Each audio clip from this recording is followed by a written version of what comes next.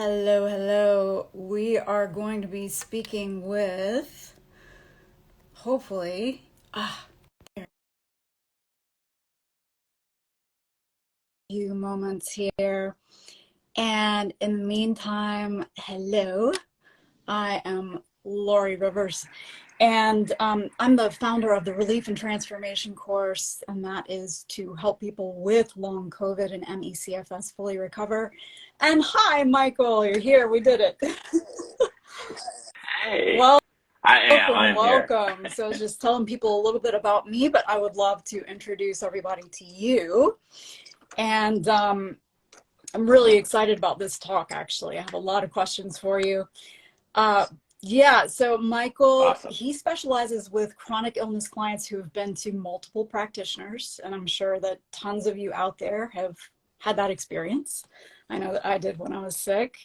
Both allopathic and alternative, and have seen little results and have often been dismissed, right? Gaslighting is a real thing.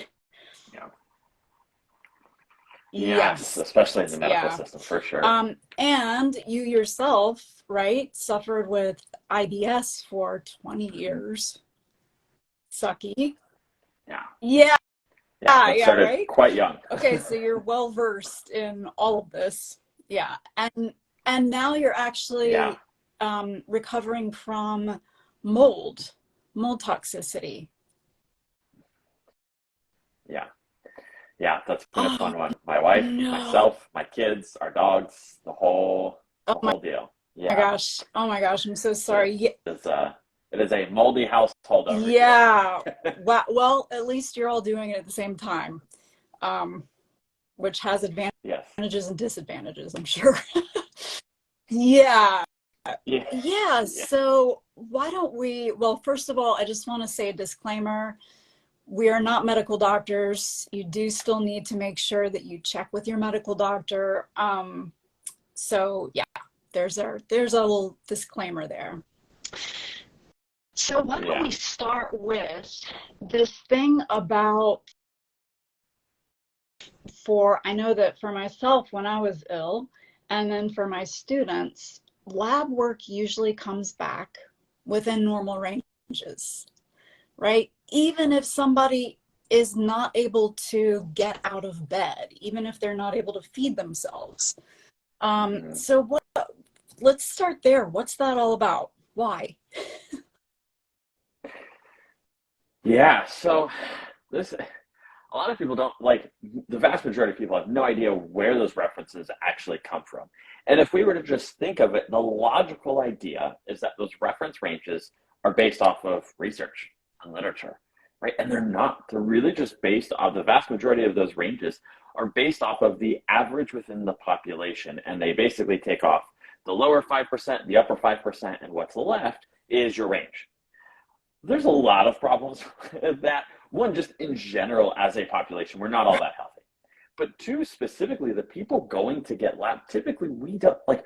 I didn't go to get labs for years and years. And the average person doesn't go to get labs for years and years. And then you think the average person under 40 almost never gets labs, right? Is the older you get, the more, and there's different changes that happen even with age. So there's so many reasons as to why that just isn't a good idea, right? And so, yeah, you fit within inside the majority of sick people. Hey, you're not really, really sick. You're just a little sick, right? And really, what those are really designed to do is find disease, right? And there's kind of a pro and con here, right? It's kind of a bittersweet thing. And I say this, I've had clients who have gone to like some of the top clinics in the world. They've gone to like Cleveland Clinic, right? And they've gone to the Mayo Clinic, and they're like, they couldn't find anything. I'm like, okay, there's a good and bad here, right? Is that you don't have a disease. But if you had a full blown disease, they would have found it. Like that's what those places do. They run every test under the sun for disease diagnosis, right? So that's the good news. You haven't progressed all the way there.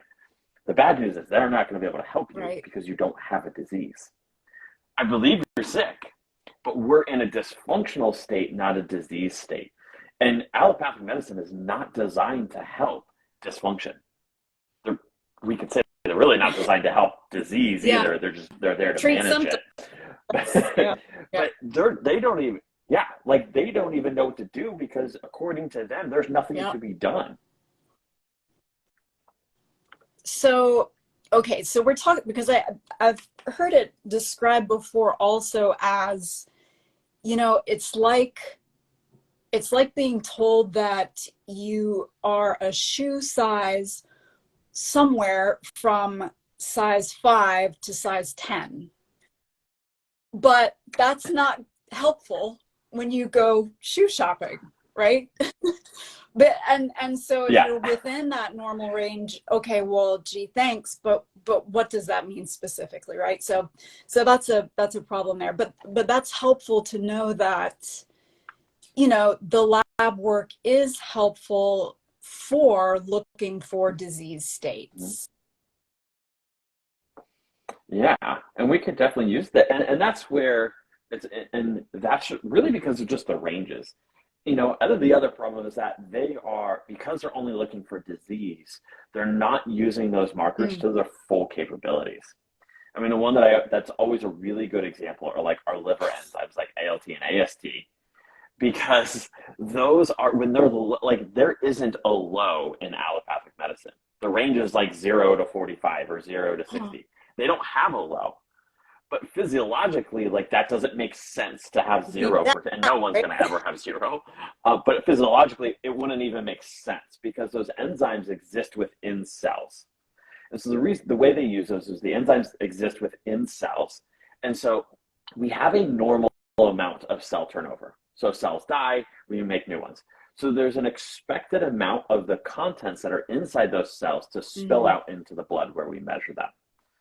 So that makes sense. Okay, we expect there to be some amount, and that's kind of the normal range, right? It's like there shouldn't be more than this. And if there is a large amount, it's because there's an excess amount of cells dying. And so that would mean that there's damage to that tissue, and we can track where those different enzymes to different areas and different tissues to where exactly they're coming from. It's actually not just the liver; it's many. It can be Right. some of them can be several organs and tissues. But we also know that those enzymes are Uh, dependent on B6. So vitamin B6 drives those enzymes. And when we measure that test, what we're actually measuring is how active that enzyme is. So it's very hard to measure the amount of those enzymes in blood. So what we hmm. actually do is measure their activity. So we give them a substrate to act on. And then the net result that we get out of that, we can determine how many enzymes were there essentially based off of the amount that we got out of it. And so the problem is if there's not B6, those enzymes don't work.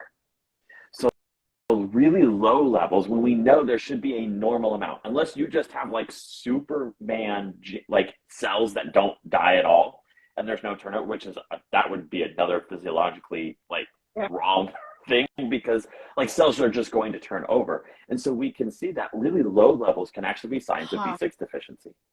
But we don't look at that in allopathic medicine at all. There's like, no, an ALT of 6 is no problem. It's like, well, actually, there is more in there. And I've actually we give B6 and it comes up because it's like, oh, now it has the things that it needs to work properly to then act on that substrate to give an accurate Wow. measurement.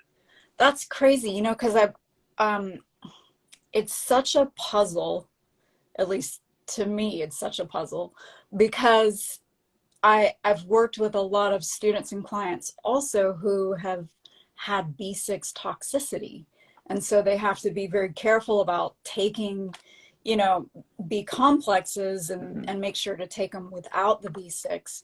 But what you're saying is that I'm guessing that the way that you approach the blood work is that it's a map of where to take a look.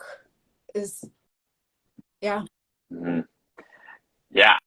And that's like, so I teach blood chemistry, and my like full fledged like kind of deep dive course is called the art of functional blood chemistry, right? Because it really is an art. It is not looking at and so often even in alternative and functional medicine, what happens is we use different ranges, right? So and we could argue as to where those ranges come from. I Yeah. disagree with some of them, but that's a different argument.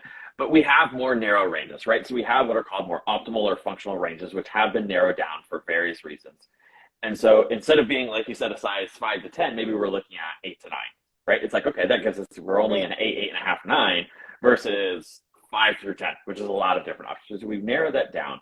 But, I see a lot of alternative practitioners, and it's obviously allopathic. All they do is go down the highs and lows, right? It's like, your doctor's looked and he just looks at highs and lows. And if things aren't high or low, cool, everything is good. But it's like, one, it's the relationship Oh, of a lot of markers to each other, right? So a lot of women understand this if they've looked at, an alternative medicine and looked at like estrogen dominance, right? Is it's not always just high estrogen. Low progesterone causes estrogen dominance because it's the relationship of those two hormones together. We see that a lot in different blood markers as well, is sometimes it's a relationship of them together, not their individual values, or what does the whole picture say? If the range is 5 to 10, if you're 9.9, right. allopathic's You're like, fine. hey, you're still in the range. It's totally fine. It's like, yeah, but like, am I really that great? Like, we're right there. So if I went to Yeah. 10.1, now all of a sudden you want to give me a medication. Like, is it really that much of a difference from 9.9 to 10.1? Like, that's such a tiny percent. Does it really Right. make all that big of a difference? So it's really looking at this as an art and understanding that there's a bigger picture here. Like, yes, we have optimal ranges. And like I said, even in alternative medicine, they're like, oh, I have new ranges. So now I can just go down the high and low column. It's like, no, we still have to look at the relationship of those Yeah. markers to each Wow. other. Well, yeah. And, I know that because I want to talk to you about cholesterol and liver and gallbladder function, Yeah. because I know that, a lot of my students come to me, and this actually was my experience as well. My liver levels were raised and my cholesterol levels were raised, but I knew that it didn't have anything to do with my actual cholesterol. I know that doesn't maybe make sense, but then I started Yeah. addressing liver and gallbladder issues, and sure enough, over the next several months, both of those changed and shifted. So why don't we start with how to read those cholesterol levels? Because then you also take a look at, like, carnivore is a big thing right now, and I know for a lot of people they just become intolerant of vegetables, because of the anti-nutrients in them. So the carnivore is helpful for a while, but it presents a different kind of cholesterol result, right? Yeah, so and there's a lot of unknowns in that area, and that's going to be the difficult thing is we may never know because it's going to be we're not going to be able to collect long-term studies on carnivores, Mm. right? Like we don't have a big enough population of it. There's not enough money, like there's no money benefit from it, right? So it's like there's no reason financially to study a carnivore diet long term or to have someone stick to it for 5, 10, 15, 20 years and see like, hey, what's the follow-up on this? What's the actual end result? Is that higher cholesterol profile a concern or not in that population? So that one is the difficult thing. And two is not everyone does, and so why is it happening for them? Specifically, we look at cholesterol and liver gallbladder. Some of the classes of medications we have to lower cholesterol are based off of kind of that pathway, the liver gallbladder. What they do is they sequester or bind to bile. So the liver produces bile, it's stored in the gallbladder, which is the role of gallbladder, and then when we eat fat, we release that bile into the digestive system. It's also our liver's primary detox pathway. So we stick all of our toxins from the liver, it either gets put back into the blood to go to the kidneys to be excreted through the urine, or it goes into that bile to be detoxed out that way through our stools. So what happens is we have medications that bind to that bile because we actually reabsorb most of that bile. Hopefully we're removing the toxins, but we resorb like 60 to 70% of our bile. And so they use bile sequestrants to bind to that bile to keep our body from reabsorbing it. And that helps to lower cholesterol because our body uses cholesterol to make bile. Huh. Right. And so if we're not reabsorbing it, we have to make more of it. So that pulls cholesterol out of the blood into the liver to make that bile. So there's a lot of different pathways there. We could have issues with all of that could affect it. But the other thing is if we do have some issues in the liver gallbladder, it's creating inflammation. Inflammation drives up cholesterol because cholesterol is a Oh, healing compound in the cool. body. I did not know Right, and that. these lipid Very proteins do cool. a lot of different things. It's why our body brings cholesterol to damaged arteries. The cholesterol is actually coming there to fix the problem.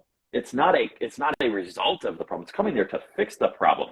What happens is that long-term chronic inflammation of the arteries keeps it coming there, and it builds up, and we calcify over it. So we build up a calcium shell over it, and that locks it in. So now when we go and look at this clogged artery, there's a bunch of cholesterol there. So yeah, because it was coming to fix the problem.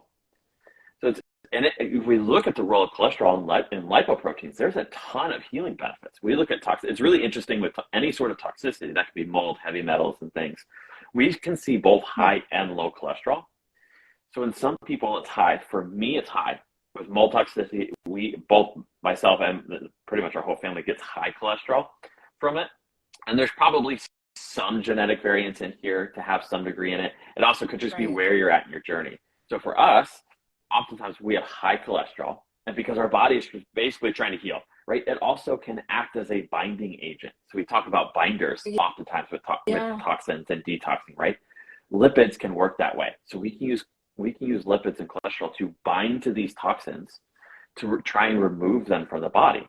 Now, in other people, that might be a depletion of their cholesterol. So you see really low cholesterol, specifically in mold. You can see this because some of the mycotoxins that come from the mold actually have a statin-like effect. Gosh. So they impair the So there are people who have really low cholesterol because of mold, and then some of us have high cholesterol. Some of that can just be the molds that you get. There's probably some genetic. It's also just kind of where your body's at. But we know in inflammatory states we can see that going up. When we look at women, what's a monthly inflammatory state? Right? Menstruation. We could see slight elevations and variations in your cholesterol levels during menstruation.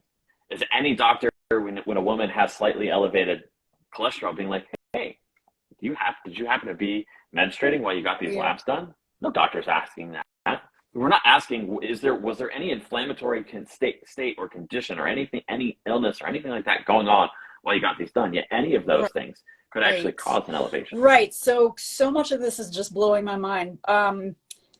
First of all, the fact that cholesterol is actually used as a healing component for, by the body. Yeah. And then it also makes me think about, and of course we could talk about how messed up the current medical system's approach to things is, but basically, when people go in and they have high cholesterol levels, they're given a prescription to try to lower those cholesterol levels, as opposed to, and I think you and I are kind of preaching the same tune here, to mix metaphors, but as opposed to taking a look at the reason for the raised cholesterol levels. What's at the root of this, Yeah, so, if we look at that, it's like, hey, if we realize the cholesterol is actually there to heal the body, and we're using a drug to lower how much cholesterol our body's making, we just impaired our ability to heal. It's no different than when we take cough medicine, right? We're sick and we take cough medicine, or we take decongestants. We take all these things to stop your body from healing. Coughing is a way for your body to expel the virus or bacteria. Your sinuses being like, we need it to drain. We don't need to take a decongestant just so it stops. We need it to drain because that's your body trying to get rid of the virus. So many things that we take as medicine are actually essentially keeping us from healing, and they keep us sick longer. So we have to figure out why the body is in that state. Why is it needing more cholesterol? What is it actually making? For the vast majority of people, it's not genetic. If we look at true genetic hypercholesterolemia, so high cholesterol that is from a true genetic standpoint, it's less than 1% of the population. Yet, we have a huge percentage of the population who are on statins, and the majority of those people get told it's just genetic, there's nothing you can do about it, you just have to take yourself. So those numbers don't add up. We probably have 25 to 40% of people being told that they are just genetically predisposed to high cholesterol because of their family, and it's because their mother also had it, or their father, or their brother, or whoever. And it's like, maybe we just all have the same habits. Right. Or also maybe these people in the family also had some sort of chronic thing that the body was dealing with, and using the cholesterol for that. So um, gosh, yeah, we're looking in the wrong places. Yeah. So yeah, so what caused it? It's a huge list. Just it's one of those things that just about Yeah. anything chronic could be causing this. And all the way down to this is one of my favorite ones to share is I had a client. We've had advanced lipid panels, so it goes well beyond just the Cool. standard lipid panel. We had an advanced lipid panel that's far more accurate as far as risk assessment. We had about a 2-year history on him and been totally fine. There wasn't any issues. And all of a sudden spiked like this. I mean, went up like 70%. I mean, it went up from like 1,000 to like 17, 1,800, like a huge jump. We're like, what just happened? We were on the phone for like 45 minutes trying to rack our brain of like, what happened? Like, was there something that happened in the week or two prior? Like, did you get injured? Did Yeah. you have this? Like, what was going on? What has changed? Because you've been doing the same things and it's all been good. And all of a sudden we have this huge jump. And he finally remembered he had a tattoo the week before. He had his blood drawn. Wow. So we know those dyes are filled with, I mean, they're filled with colors, they're filled with Yeah. metals, they're filled with all sorts of things. So it's cool. It's like, okay, cool. Now we have an idea. We went and we targeted some of that heavy metal detox, did that for about 3 or 4 months, checked it again, it was back Wow. to baseline. But it's like, no doctor's going to sit there for 45 minutes and try and rack your brain on why it happened. 2, would they ever think that a tattoo had anything to do with raising your cholesterol levels? But again, those toxins come in and our body responds. 1, it's inflammatory. 2, and that's Yeah. someone who I have tattoos, so I'm not judging. 1 is Mm. inflammatory, but 2 has metals, right? It has heavy metals, and our body wants to get rid of and dispose of those things. And so it's going to increase what it can to bind to those things and Yes. get rid of them and heal. Yeah, that's fascinating. I actually had a really interesting discussion with somebody else about mast cell activation syndrome and tattoos, and similar kind of as far as Mm-hmm. yeah, that's Oh, gonna yeah. get your body's immune system right. Not the If best you're already idea. having issues. But since we're talking about environmental things, I mean, I guess a tattoo is, we'll just call it an environmental thing for right now. Why don't we Yeah. talk about mold, since that's the world that you're pretty engrossed in right now? Let's talk about that as far as testing, as far as anything else that you'd like to share with us about it. Yeah. So we're going to see a lot more of it. And there's a handful of different reasons here. One of them is COVID. It is causing more issues. So what happens is a lot of people, Uh, they may have exposure 3, 4 years ago, 5 years ago, and it wasn't necessarily causing a problem. It was their body kind of stored it. It's in their tissues. It's stored, and it's not really, those toxins aren't really causing much of an issue right now. They're just kind of, it's similar to EBV. We know that EBV can remain dormant inside the body. And it is, and 95% of the adult population has EBV in their body. Once it's in there, it never goes away. It just never really becomes active in most people. But in that small population who deal with chronic EBV, it is activated, and we have to figure out why. mm, Mold can be that way. Mold can kind of stay dormant to where it's kind of locked in your tissues and it's not causing a huge issue. Here comes COVID, and we've seen COVID will bring up just about yeah. any dormant thing that's in your body. That could be mold, it could be metals, it could be EBV, it could be Lyme, co-infections. Any one of those things could be reactivated. That's what we're seeing. If we look at, that's why we have that population of long haulers. That's what it is. It's these reactivated dormant things in the body almost every single time. And it's coming in, and those things are then destroying like mitochondrial function, so your cells don't make energy properly, they don't make other things. We always talk about mitochondria as the powerhouse and the energy producers of cells, so they actually produce a lot of different things. Your hormones, the production of hormones begin in the mitochondria, compounds that start in the mitochondria to make hormones, so then all of these other things start to become a mess.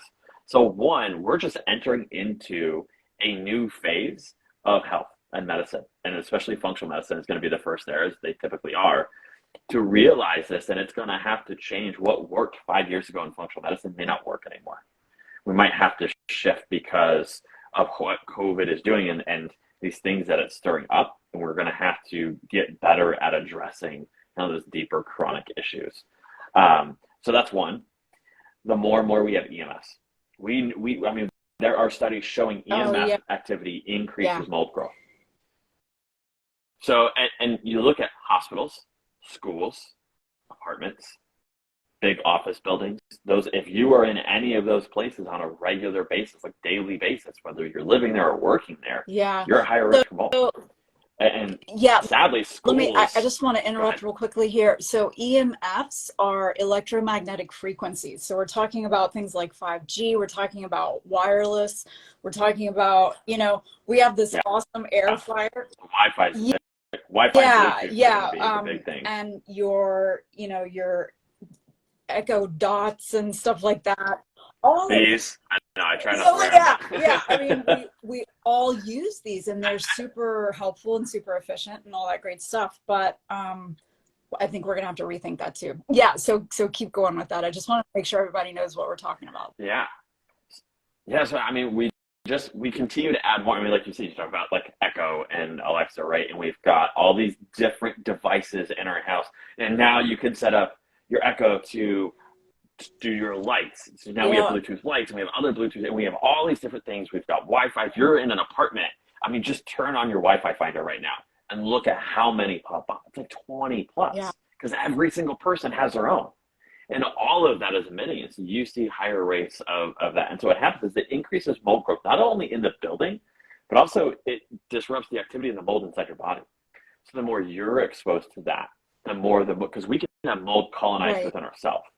So we don't just have the toxins, but the mold itself can colonize within our body. And then again, if that mold is colonized in us and we're exposing that to EMFs through our own body exposure, we're having more issues. And so that is just going to, I Yeah. mean, sadly, it's probably not going to go away, Yeah. right? We just keep adding to it. And so it's really taking personal responsibility as best we can. And it's about being, and I know this is going to be a big thing for you, it's not about fear, right? So it's Yeah. not about being afraid of these things, but it's being conscious and aware and controlling what you can. If financially all you can do is live in an apartment, like that's all you can do. It's why I lived in a moldy home for 3.5 years. I knew it for Oh. 2.5, 3 years that it was moldy, and I had to do what I could while in it because financially that was just where I Yeah. was at. Like I didn't Yeah. have the Yeah. opportunity to get out at the time. Yeah. I do have a couple of students who are in moldy areas, and it's just heart wrenching to for all of us It's because we hard. know that it's making them Yeah. worse and continuing to make them sick. But, like you said, it's just not always possible at that moment to take care of it. But like you also said, there are some things that we can do to mitigate it. There are these for the Yeah. EMF stuff. I wear these Q3 bands that are supposed to help protect you. They're clothes that you can wear. And for the mold, when I work with my students who are dealing with that, we just say, okay, we know that there's a goal in there to move to a different, healthier environment in the Yeah. future. Hard. Yeah. Yeah. It is. And it could be whether it's you own and the Mm-hmm. idea, like the cost of renovation and remediation, Yeah. or you're renting and you're financially you can't get into another place, or you're stuck on a lease, or whatever it may be. Like sometimes we're just stuck on that for an unknown amount of time. And so there are things that we can do. There are certain things that we can reduce. We can bring in dehumidifiers. We can bring in, air purifiers to try and dehumidifiers will bring down the humidity because mold Right. needs humidity to grow. So if we can keep it less humid, it won't continue to grow as much. We can at least, it's not going to get rid of the mold, but it can keep it from growing so much. Air purifiers, again, aren't going to get rid of the mold source, but can keep the mold spore count Right. down in the air, right? If we can open windows, basically through dilution, we can create less of an issue just by bringing outside air in to dilute the inside air. We can clean things, our bedding more often, right? Where we're sleeping, Huh. where all that could rest. If we can clean our bedding more, if we can, be really mindful of just some of those areas where mold might gather, we need to dust more often. So it's No. definitely you have to Oh do a bit no. more. More I know, I said, housework. you got to clean more. People are like, oh. But it's like those are kind of the trade-offs that we can do if we can't financially. It's like have to start somewhere. If we can at least kind of reduce some of that exposure can be helpful. And then just supporting keeping those drainage pathways open, right? Our body has the ability, hopefully, to move out. So it's not just continuing to build up in the body using binders. So again, we can just try and keep that out with hopefully an end goal being like, hey, there is an end to this that we are going to get out. We are going to fix this, whatever it may be, whether Right, that's moving or remediating, right. whatever it may be. And how did you figure out that you had a mold issue? Okay, there It you was go. visible. Well, there you go. Yeah, it was visible. It was in the bathroom. It was very visible. The washer had it was a front loading washer. Not a fan Okay. of dealing with mold. Those probably looked and seeing all the black of build. It is mold. So front loading washers are difficult. Definitely, you can get those. You can get those seals replaced. You can do things to clean those better. But top loading are better. They're not Mm. perfect. You still have to clean them. But yeah, I mean, I had like a sliding glass door shower, and it didn't close all the way. So it would basically, the water was just like coming down and it would splash on the outside wall, which is, you're just gathering moisture over and Oh, over, like right. just direct moisture, and eventually just molded that whole bottom and started from there. And there were some other places that it was starting to gather, and a lot of the windowsills and different things. And so it was just an older house, and it had been a rental for like 15 years. And so it Yeah. wasn't well taken care of. Do you find with most of your students or most of your clients who are dealing with mold that they were aware of it in their house beforehand, or About I would say somewhere mm, between 50 to 75% of them okay. were aware of the exposure, either prior or current or recent. Um, Probably about 25, maybe, I would probably closer to 25% of them. They come to me and they don't know that it's mold. And they like literally within 15 minutes of I do a free discovery call, and I do like a quick, like 2, 3 minute, like form, just like a pre-form to fill out. They're just like, hey, here's a handful of symptoms. You're dealing with these.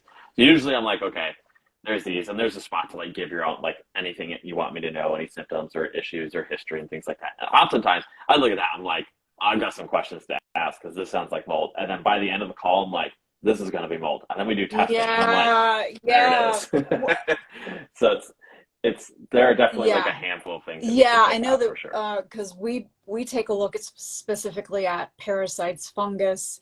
We do look at mold and then also Lyme, and you can look at the symptoms and you can say, okay, this is most likely this. You're Right. starting to match with this, yeah. But what testing do you use for mold? Yeah, so there's two tests that I really like, specifically. One is a mycotoxin urine test. I really like real-time laboratories for that.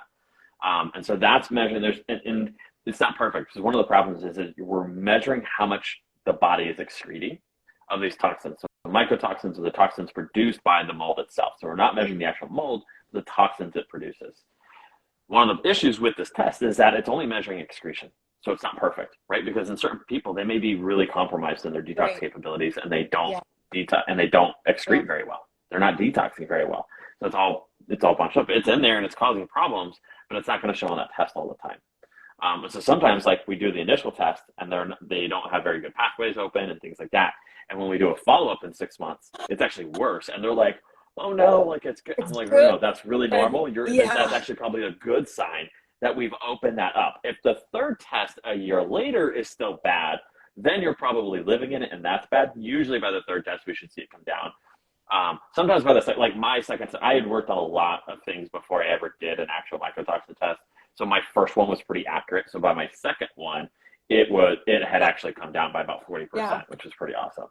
Um, so I'm hoping that I'll be well into the safety zone, hopefully, in Yeah. about 5 to 6 months. We'll see. Yes. Hope for good news That's this awesome. summer. But the other test is what's Mm. called the organic acid test, or the OAT test. This is really good because we can kind of see what are kind of like hidden mold patterns. One, we can see the first page on there is kind of what you can actually order individually, called the MOAT, which is the microbial organic acids. So it's looking at fungal and yeast overgrowth and bacterial issues. So we can see It's not the same as a stool test. It's still urine, but it's metabolic byproducts of these different fungus and yeast and bacteria that we can see. And so those were kind of excretion is expected in those because those don't kind of get stored the same way as some of the mycotoxins will. So sometimes I don't see that bad of a mycotoxin test, but we look at the organic acids and we're like, oh, no, it's in there. Like we've got some stuff because it'll look at some specific fungal markers.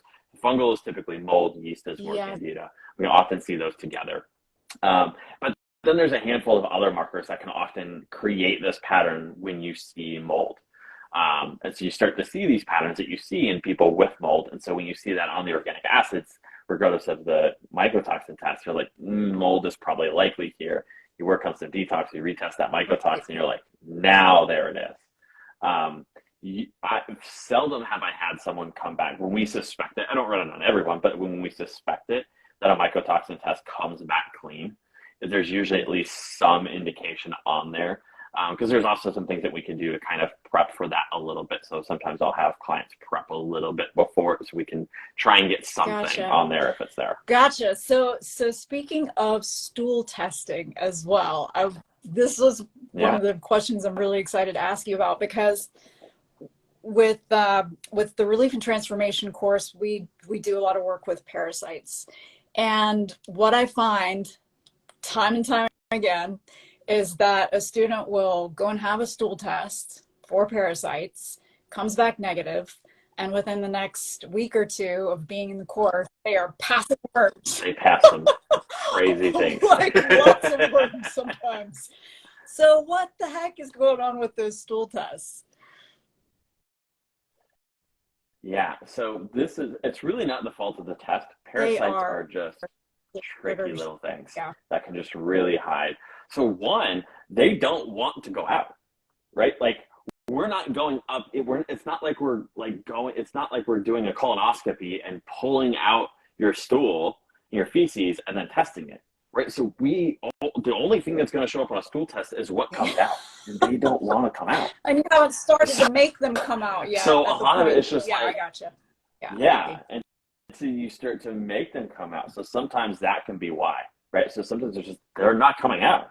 And it's not like oftentimes they're bigger celled organisms, right? They're multi-cell organisms like a worm, right? It's like it's visible. You can see it. Some of those are several feet long even. And so it's like, that doesn't want to come out. And you would know it if it did. Now, again, we do have even microscopic parasites. And so sometimes those show up. But oftentimes they're not as, the ones that are causing issues in humans are often visible. They don't want to come out. Or we might have liver flukes or things like that. And again, they're not coming out through the bile and passing into the stool and things like that. And so that's part of the issue is it's a difficult thing. So we can, again, we can look at some other things. There's some others. Sometimes we can look at blood tests. Even blood tests can give us an indication sometimes of parasites. Again, we can sometimes look at patterns. We can look at symptoms and kind of see those things. Do a parasite cleanse once someone's ready and say there it is. There's your test. You just passed 3 words. There you go. And that's usually what happens. But it's just always really interesting to me because before students start the course, oftentimes they're like, well, I got the stool test and it came back negative. And I'm like, well, that's not an indication of what's happening in there. So just, give it some time. But I know also I ran across some materials that suggested to take the stool sample to a veterinarian because like you were saying, because they will look at it underneath a microscope because like you were saying, a lot of those, I think it's like only 30% of the parasites that live inside of us are actually visible to the human eye. So you have to have a microscope to see a lot of those suckers.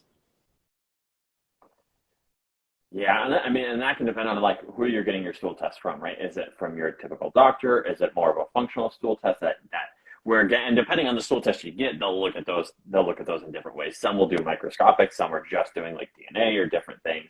So it can really depend on the test that you're getting and how that's being looked at and the chances of it showing up. So it's you might have some really small microscopic ones that do pass and there are in your stool and come up negative on a test. So there's so many factors as to what it can be. So, sometimes doing it around a full moon doing the test around a full moon can sometimes, as they're just more active and there might be a larger chance of even larvae showing up or just having them pass. But if your symptoms also correlate with the moon, which can be difficult for women because sometimes their cycle correlates with the moon, and so they correlate all of that to just their cycle, and realistically to actually ends up being Yes. that is parasites. Oh my gosh, so interesting. Let me take a look at our time. I think we want to wrap it up pretty soon here, because I know that most of the people who are watching this, you don't have a lot of energy, so we don't want to keep you for too long. But what are some things that you would recommend people either get done for their lab work, or just what are some recommendations that you have for people with chronic illnesses who have been told, I mean, aside from coming to see you, of course, or me, or, Step one. but what should people be keeping an eye out for in their lab work? So this is always one of those tough things because, like I said, is that there really is, especially with blood chemistry, and organic acids can be this way too, is that there's really an art to these lab interpretations to not only understand is there a problem, but why there's a problem, right? And so the tough thing is, it's not everyone wants to know what lab should I have my doctor order. If I have to tell your doctor what labs to get, we're already we're already in a losing battle, right? Because they're not good. They can order the labs, but that's the easy part.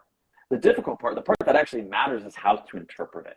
So really, it comes down to finding a practitioner who is really literate in these chronic illnesses, who either, a lot of us really connect with someone who's gone through it themselves. And oftentimes as a practitioner, we just get it more when we've gone through ours. And it was amazing. It's interesting because so many practitioners don't want to share their own struggles and journey. But it's like when I started sharing about my mold experience, like clients were flying in like this for mold. And I like quadrupled how many mold clients I had in like 3 months. And I was like, all right, let's talk about it.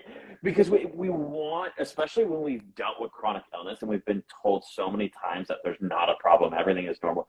We want someone who really gets it, who has been in our literal shoes, not just chronic illness in general, but the chronic problem we have, right? And oftentimes that, especially as a practitioner, that if they've dealt with that, they've probably done a lot of research into it, right? And really understand, they've become more literate and understand how to fix that problem, address that problem. And ideally, maybe a practitioner who has seen results in themselves and starting to feel better, right? And so there's definitely some benefit to that, to having someone who's been through that. But it's, I've seen a lot of practitioners who even advertise that they work with mold, but maybe don't. They just say, hey, we work with chronic illness, and then they're like, you have mold, and they're like, oh yeah, like we know what to do. And they basically just ripped a protocol off the internet and try and put you through it. And it doesn't work because mold is such an individual journey. There's so many different things that we have to take into consideration. Many people with mold do have mast cell activation syndrome, which I'm sure is you and a lot of your crowd knows. Like, there's a lot of things that you can't do while those mast cells are still going crazy. Like, that's step number one. Like, we might spend 2 months on just the mast cells before we even think about getting to the mold itself. Like, we have to start calming those things. You can tolerate any of those things. So it's like really understanding that. And for me, a lot of my clients get surprised. Sometimes that means taking over-the-counter medications. And there's such a, in the alternative space, that like, that's a no, right? Like, no, not, it comes from pharma, you can't take it. Like, it's such a bad thing. I'm like, it was what allowed me to do, like, without it, I had full body hives. Yeah. Like and I didn't think that I had mast cell issues. And then I started detoxing and I went too hard and I literally broke out in full body hives. And it happened while I was on a podcast. Like, thankfully, it wasn't on my face at least, but it was like my whole abdomen and legs. And I, like, you go back and watch that, it probably will like, hopefully it's just audio. I don't think she actually uses the video. Thank God. Because I'm just like this, like, adjusting all the time. I'm like, I need to get off of it. And I got in and just like ripped my clothes off. It was like, what just happened? Because I'd never had that in my life. I was like, what just happened? It's like, am I turning into Spider-Man? Did I just get bit by Oh my gosh. Am I going to get superpowers? And so I was taking, I took Allegra for like 3 months.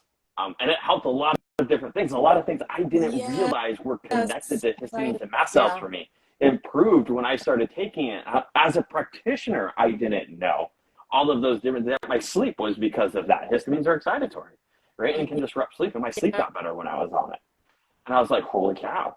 So it's oftentimes like, I'm okay with, and oftentimes recommend that my clients use, Allegra or Claritin or something along those lines, some sort of over-the-counter antihistamine to just start to calm those down so that we can start to move forward. Oh man, I'm sorry, the hive story is pretty funny. I know that it was super not comfortable for you, but that's pretty funny. Oh no, I can laugh at it now. It's totally fine. But I love what you're saying here, that, because I know with working with people with long COVID and ME/CFS and fibromyalgia and when they're going to, or when they're working with a doctor who says, well, I know that you're bedbound right now, but just pile yourself into a car and drive here and, we'll do some lab testing and whatever, not recognizing that A, it's not even possible for them, and B, it's going to cause a crash that means that they're going to be in bed and in a lot of